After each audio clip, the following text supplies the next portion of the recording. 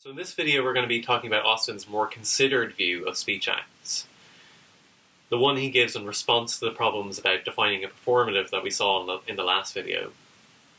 So in lecture 8 of How to Do Things with Words, Austin basically thinks, well, we sort of have to go back to the drawing board a bit in how we're considering things.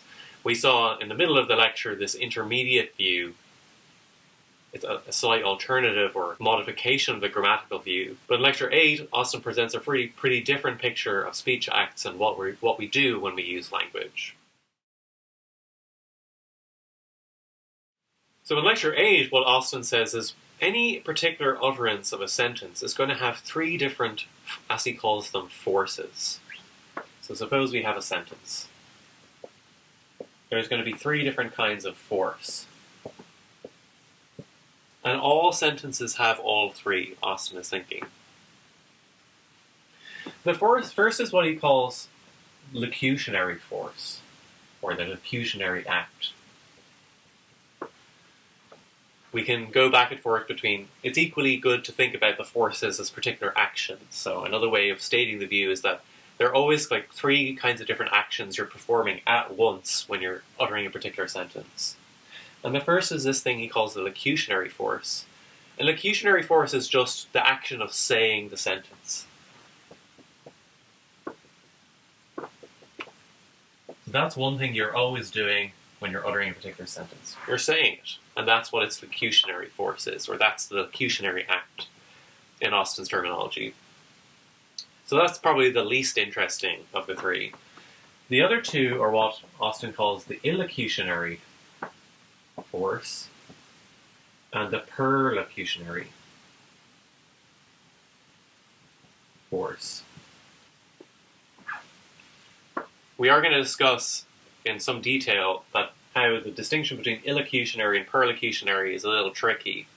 But I'm going to try to at least set it up as Austin was thinking about it, and then we'll scrutinize it further very soon. But basically, the way that Austin wanted to characterize the difference, very roughly at least, is that the illocutionary force is what you do in saying the sentence. So the illocutionary force of a particular sentence might just be making an assertion. That's one thing you might do in saying a sentence, making an assertion. Now, we've seen, by thinking about performatives, there are plenty of other things you can do as well. You can command people, you can marry people, you can name things. And Austin's thought is, well, these are all examples of the illocutionary force of a particular statement. Or they're all various different illocutionary acts that you might carry out by saying a sentence. The perlocutionary force is what Austin thinks of as basically the effect that you achieve. So for instance, a perlocutionary force of an imperative might be, somebody does something for you.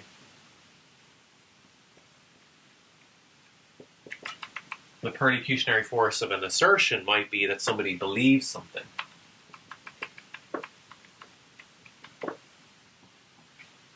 So we can think of this as sort of like the consequences of your assertion, or more generally, the consequences of your utterance.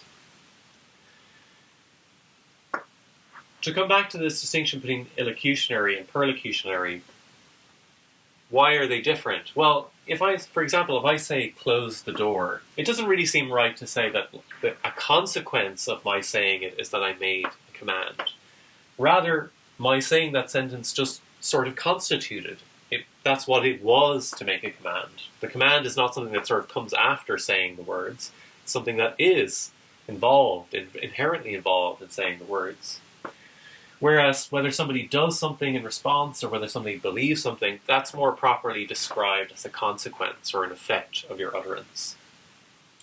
So roughly speaking, that's what the difference between the illocutionary and the perlocutionary force is. Okay, so we have these three different forces or three different acts that might be carried out in any particular utterance of a sentence. But let's just focus on a particular example to try and get a better flavor.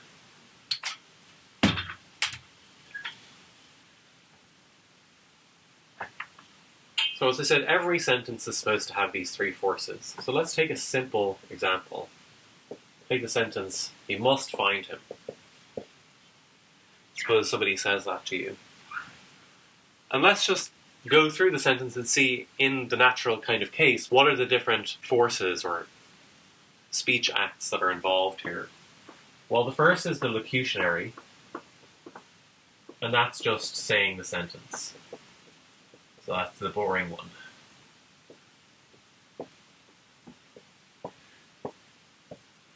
And thinking about the other two, it will help us get a picture of what the difference between the illocutionary and the perlocutionary is supposed to be. So what is the illocutionary act, or the illocutionary force? Well, here it seems to be making a command. If I say, "You must find him," I seem to be commanding you to find him. So it's a command,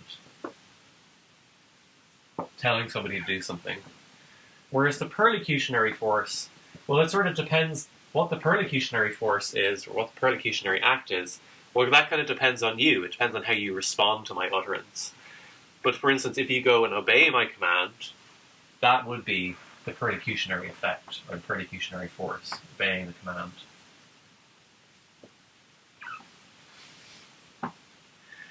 Alternatively, maybe you might slap me and say, "You have no authority here, how dare you command me to go find him?" That would be a very different perlocutionary effect of my utterance. So one important difference here between the illocutionary and the perlocutionary is that the perlocutionary force, it's not sort of built into the utterance in the same way. It depends a lot on what your audience does. Different audience responses will count as different perlocutionary forces. And the same illocutionary force might come with a different perlocutionary force, just depending on how the audience reacts. That's Austin's more considered picture about how we should think about speech acts in general. How does this map on to how we were thinking about performatives? Well, one way to think about it is that the distinction between constitutives and performatives, it's sort of like a distinction between different kinds of illocutionary force. So we have like commands, assertions, naming things, marrying things. These are all kind of come under the heading of performatives, maybe. And the making an assertion case, that's more like a constitutive. So at this point, Austin is thinking, really it's more productive to lump all of these different things under the heading of illocutionary force. The stuff you do in saying a sentence, and distinguish that from the perlocutionary force and the simple locutionary force. So that's an overview of the more considered picture Austin gives in Lecture 8. Now, as usual, we're going to proceed to poke some holes in this way of thinking about things. And in general, the reaction has been that while maybe he's onto something, it is kind of a little tricky to distinguish the illocutionary and the perlocutionary from each other. Now, Austin himself gives a formula. He says, well, to figure out whether something is the illocutionary force or the perlocutionary force of a statement, one way to say is, how would you describe what the person was doing? And he says, if something is really their illocutionary force, it should be right or better to say that that thing was done in saying the sentence. Whereas the perlocutionary force, it's better described as saying it's done by saying the sentence. So if we go back to this example, the command is the illocutionary force and not the perlocutionary force of this sentence, because suppose I say that sentence to you, somebody could describe what happened by saying, in saying that sentence, David issued a command or made a command. Whereas they might say, by saying the sentence, he got his audience to obey his command, or by saying his sentence, he really annoyed his audience, or something like that. So whether you describe something as something you do in saying the sentence or by saying the sentence is what Austin thinks is a way to distinguish between the illocutionary and the perlocutionary. I think, though, this is pretty imperfect. If we go back to the examples of the performatives, we might see why. Like, think about the example of the sentences like, I hereby name this ship, blah, blah, blah.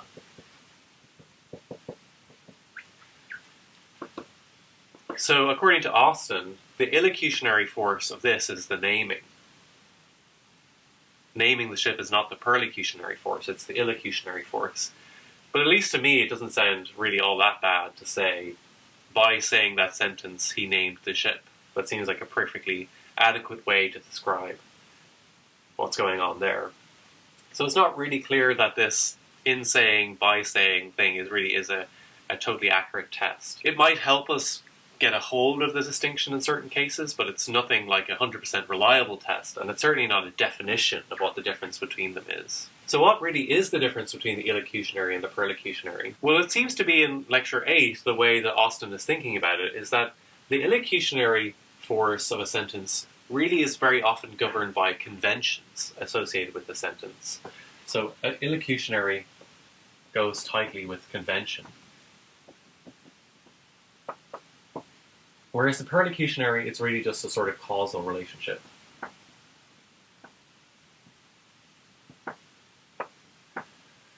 So what do I mean by that? Well, to say that an illocutionary force is associated with conventions, what that means is, well, there are just various conventions which say that when you say a particular kind of sentence, you count as I'm making a command, or you count as making an assertion, or count as naming something, or count as marrying something. There are just conventions which say, well, given a particular sentence, that's what you count as doing.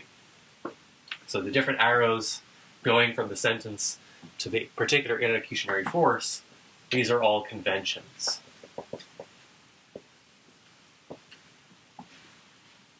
Whereas, as we mentioned in the perlocutionary force, the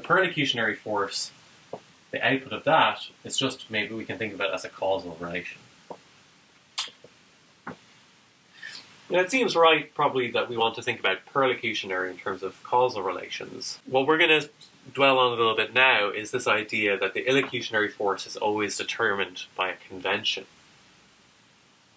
Now, hopefully you'll see that this is connected to a thing we said earlier in the lecture, where we said that there are conventions associated with performatives, and that the reason why certain utterances are performative is closely connected to the fact that there are conventions that say that you only count as doing something if you say certain things. And this is really just an extension of that idea.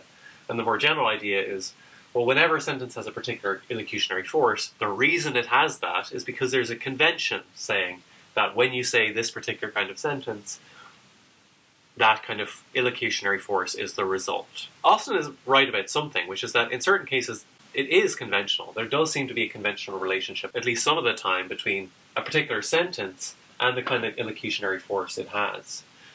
This is particularly clear with like the marrying case or the naming case, because there are just ceremonies that are part of our culture where the saying something is a particular part of the ceremony. So it does seem to be right that at least some of these cases, what the illocutionary force of a sentence is indeed determined by a convention. But as was later pointed out in this interesting paper by a philosopher, Peter Strawson, it does seem like Austin was actually maybe overgeneralizing from a particular kind of case. He was sort of overgeneralizing from the marrying case and the naming case. The way Strawson put this point is by thinking about a particular illocutionary act, the illocutionary act of begging. So let's think about we thought about the example, you must go. Let's think about one more example. Let's say I say, please don't go.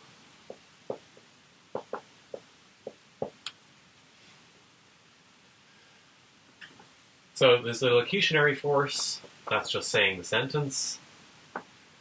There's the illocutionary force. Here the illocutionary force is begging. That's the thing I'm doing by saying the sentence, begging you not to go. Begging. Or imploring, if you prefer that term. And then the perlocutionary force, well, in that case, it's up to you. I'll just say audience response. Whatever the audience does in response in that case. So these are the three forces. Now, in Austin's view, the reason why the illocutionary force, or the illocutionary act is an act of begging or imploring, is because there's a convention which says, well, when you say that sentence, you count as begging or you count as imploring. But as Strawson points out, it's actually not really clear, it's not really plausible in this case to think there's a particular convention associated with saying, please don't go, and the fact that you're begging. It's not like there are conventional rules for how you're supposed to beg. Now, it seems like in the case of marrying, there are conventional rules for what it takes to be begging. But this case does not really seem quite conventional in the same way. The reason why it counts as begging is because I say something, you recognize that I have certain sort of desires, and also maybe that I'm sort of putting pressure on you, sort of emotionally or something like that, to stay. The reasons why it counts as an act of begging is because, I say the sentence maybe with a particular tone, I look at you in a particular way. It's not really clear that any of those are conventional, that it's a convention that makes it the case that those are begging. Rather, it seems to be more like, well, you just sort of figure out what's going on in the particular situation. In particular, what seems really important in this case is the intention, is what is the intention with which the sentence is said. That seems to be what determines that it's a case of begging rather than something else. And it seems like in saying what the illocutionary force here is, we want the intentions of the speaker to figure into it somehow. So this might remind you of when we talked about Grice. When we talked about Grice, we saw a theory where intentions play a big role in what particular utterances mean. And this is a thread we're going to be picking up again next week, because we're going to be talking about Grice again. Because Grice is going to show us, with particular sentences like these, how it could be the fact that the speaker's intentions and the audience's ability to figure out the intentions lead people to be able to do things with their sentences, and in particular to go beyond what their sentences literally say. But just to sum up what we did in this video, so we started out with Austin's picture of the three different forces: locutionary, illocutionary, and perlocutionary. Locutionary is pretty straightforward. It's a little bit harder to exactly carve the distinction between the illocutionary and the perlocutionary. But illocutionary is, roughly speaking, it's the things you do in saying a sentence, like commanding, or making an assertion, or naming something, or marrying. And the perlocutionary force is basically like the effect of your sentence. The last important thing we said was that on Austin's view, the illocutionary force of a sentence is just conventional. There are just conventions, social conventions, that say, well, when you say a particular sentence in a particular circumstance, you count as doing one of these kinds of things. We finished by saying there are certain examples where the conventional account of the illocutionary force doesn't necessarily seem that plausible. If you think about begging, it's not obvious begging is something that has conventions attached to it, or that there are conventions that say when you say sentences like these, you count as begging. What you should say instead about these kinds of cases is something we're going to consider more next week when we talk about Grice on implicature.